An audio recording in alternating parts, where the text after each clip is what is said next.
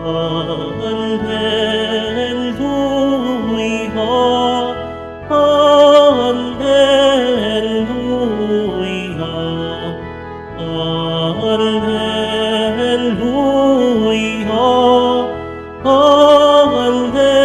Alleluia.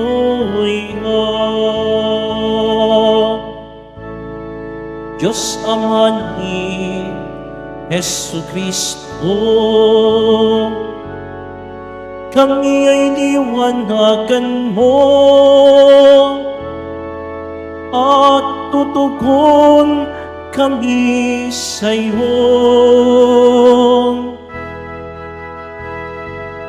Alleluia, Alleluia, Alleluia, Alleluia.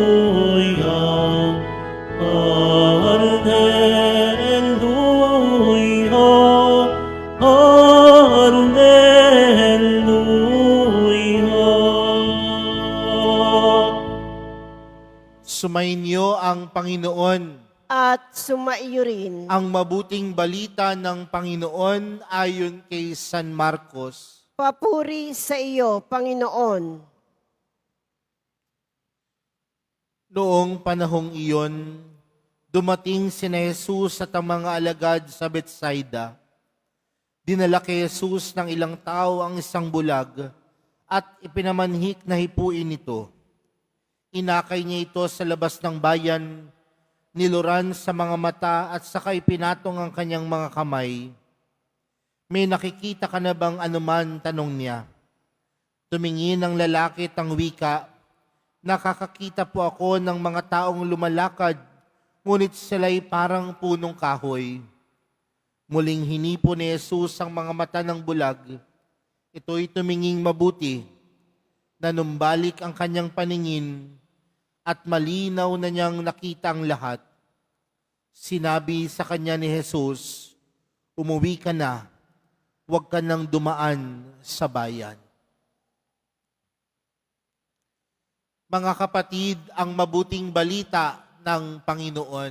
Pinupuri ka namin, Panginoong Hesukristo.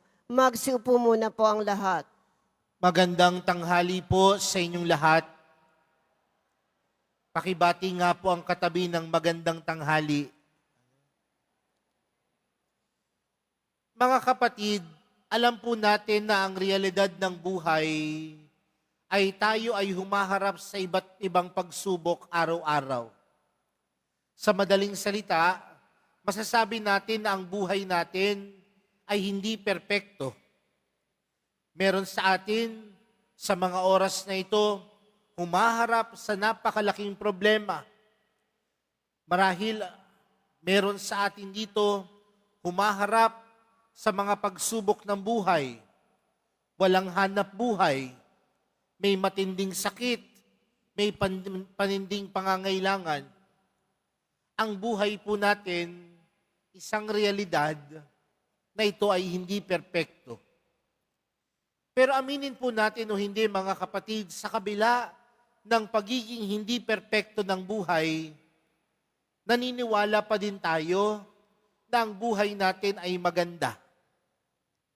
Naniniwala pa rin tayo na ang buhay natin ay kaaya-aya dahil ang buhay natin ay nagmula sa Diyos. Hindi man perpekto ang iyong buhay, may pagsubok man, may mga problema man, may hirap man, ngunit ang buhay ay nagmula sa Diyos. At kung ang buhay ay nagmula sa Diyos, ang buhay ay mananatiling maganda. Kaya sabihin mo nga sa katabi mo, ang buhay mo ay maganda. Ang buhay natin ay maganda dahil ito'y nagmula sa Diyos.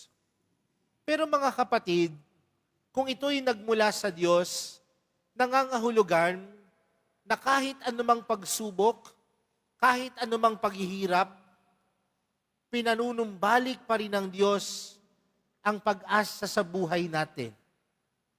Kahit anumang hirap yan, alam natin na merong Diyos na nagpapanumbalik ng kasiyahan, ng kapayakan at kagandahan ng buhay. Bakit ko nababanggit ito? Sa ating ebanghelyo, merong bulag na inilapit sa Panginoon. At alam natin marahil na isa sa pinakamahirap na kapansanan ay ang pagiging bulag. Madilim ang buhay. Walang makita. Pero ano ang ginawa ng Panginoon? Niluran ang mata at hinipo ang mata ng bulag na ito. Kaya anong tanong niya dun sa bulag? Ano na ang iyong nakikita? Ngunit anong sabi ng bulag? Para siyang nakakakita ng mga taong lumalakad, ngunit sila'y parang punong kahoy. Sa madaling salita, malabo pa yung kanyang paningin. Kaya anong ginawa ni Jesus? Hinawakan ulit ang mata. At dito, nakakita ng malinaw ang taong bulag. Mula sa kadiliman ng buhay, nanumbalik ang liwanag. Ang liwanag na Diyos lamang ang nagkakaloob. Sa kabila ng pagiging madilim ng buhay, dahil sa pagiging imperpekto ng buhay, pinanunumbalik ng Diyos ang liwanag sa buhay natin upang ang buhay natin ay tunay na maging maliwanag at maganda. Sa madaling salita mga kapatid, hindi habang buhay madilim ang buhay, hindi habang buhay maninatili kang lugmok sa hirap at pagdurusa. Hindi habang buhay, ikaw ay mananatili sa kadiliman. Bagkus merong mahal na pong Jesus Nazareno na magpapanumbalik ng sigla, ng pag-asa at ng liwanag. Di ba ganyan din po yung sa ating unang pagbasa?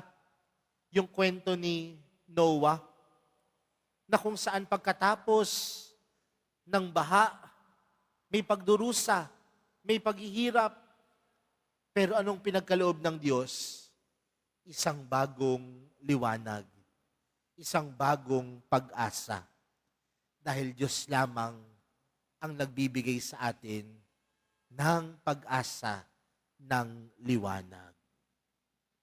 Kaya mga kapatid, sa araw na ito, kung sa tingin mo ikay humaharap sa kadiliman ng buhay, kung sa tingin mo ikay humaharap sa pighati, sa problema, sa pagsubok, ilapit mo lang yan sa mahal na pong Jesus Nazareno at hayaan mong hipuin ang iyong buhay. Dahil kapag ang mahal na pong Jesus Nazareno na ang humipo sa kadiliman ng ating mga puso at buhay, alam natin na ipagkakaloob niya ang liwanag at pag-asa. Kaya sa pagpapatuloy po ng ating banal na misa para sa araw na ito, ilapit po natin sa Kanya ang mga kadiliman at pagsubok ng buhay natin, ang mga problema natin, ang mga paghihirap natin, dahil alam natin na pag tayo ay hinipo ni Jesus, ang buhay natin tunay na magliliwanag. Ang buhay natin tunay na magiging maganda. Dahil ang kagandahan ng buhay nagmumula sa mahal na pong Jesus Nazareno. Amen.